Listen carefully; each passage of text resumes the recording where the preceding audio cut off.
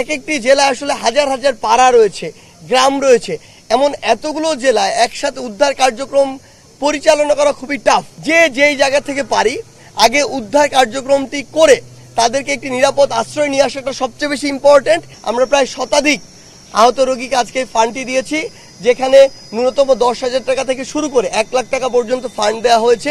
আমরা দেখছি বিভিন্ন জায়গায় বিভিন্ন মানুষ যখন ইচ্ছা তখন রাস্তায় নেমে পড়ছে, কিন্তু তারা একটু চিন্তা করছে না এইটুকু যে এটি আমার নামার উপযুক্ত সময় কিনা। এখন আমার যে ভাইরা বন্যায় কবলিত, আমার তাদের দিকে আগে নজর দিতে হবে, আমাদের আহত ভাইদের দিকে নজর দিতে হবে। বৈষম্য বিরোধী ছাত্র আন্দোলনের ব্যানারে আমরা আজকে আসলে আমাদের অনেকগুলো টিম বাংলাদেশের বিভিন্ন জায়গায় কাজ করছি।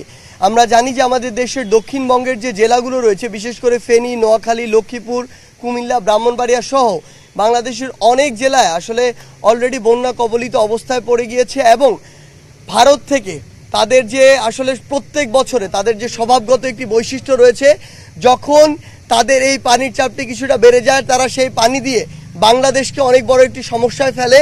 আবার যখন তাদের পানিটি কমে যায় তখন তারা সেই পানিটি আটকে দিয়ে বাংলাদেশকে আবার সমস্যায় ফেলে।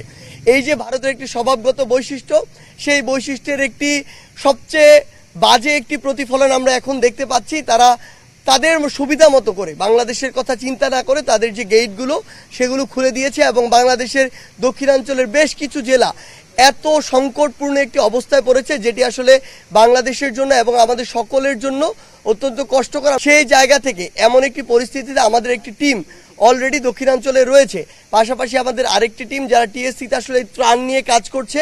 এক একটি জেলায় আসলে হাজার হাজার পাড়া রয়েছে, গ্রাম রয়েছে। এমন এতগুলো জেলায় একসাথে উদ্ধার কার্যক্রম পরিচালনা করা খুবই টাফ। সেই জায়গায় আমরা যত দেরি করব তাদের জন্য তত সমস্যার। এই জন্য আমরা আশা করছি আমাদের যেই জায়গা থেকে পারি আগে উদ্ধার কার্যক্রমটি করে তাদেরকে একটি নিরাপদ আশ্রয় নিয়ে আসাটা সবচেয়ে বেশি ইম্পর্টেন্ট।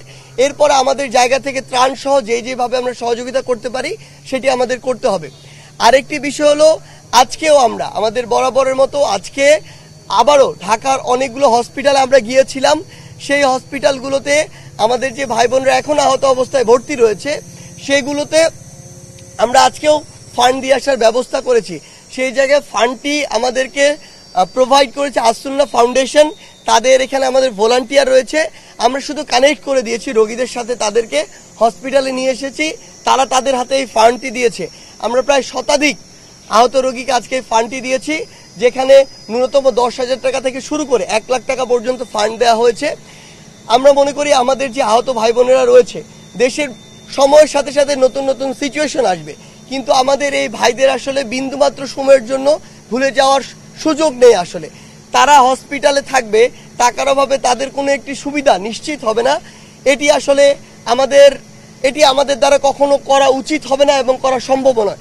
সেই জায়গা থেকে আমরা একটি টিম সবসময় এই দিকেও রয়েছি। আমরা বিশ্বাস করি যে দেশের এই একটি সংকটপূর্ণ আসলে এটি একটি সময়, এই সময়ে যার জায়গা থেকে পারি আমরা আমাদের ধৈর্য ধরতে হবে। আসলে আমরা দেখছি বিভিন্ন জায়গায় বিভিন্ন মানুষ যখন ইচ্ছা তখন রাস্তায় নেমে পড়ছে, কিন্তু তারা একটু চিন্তা করছে না এইটুকু যে এটি আমার নামার উপযুক্ত সময় কিনা। সেই জায়গা থেকে আমরা মনে করি যে ধৈর্য ধরতে হবে, সময় দিতে হবে। সময়ের সাথে সাথে ধীরে ধীরে প্রত্যেকটি জায়গায় সংস্কারগুলো আসবে। এই জন্য আমি মানুষকে এইটুকু অনুরোধ করবো, দেশের মানুষকে, যে আপনার বুঝতে হবে কোন জিনিসটিকে আমার কখন প্রায়োরিটি দিতে হবে। এখন আমার যে ভাইরা বন্যায় কবলিত, আমার তাদের দিকে আগে নজর দিতে হবে, আমাদের আহত ভাইদের দিকে নজর দিতে হবে। এরপরে সেই পরিস্থিতি স্বাভাবিক হলে আমরা অন্যান্য দিকে আস্তে আস্তে নজর দিব।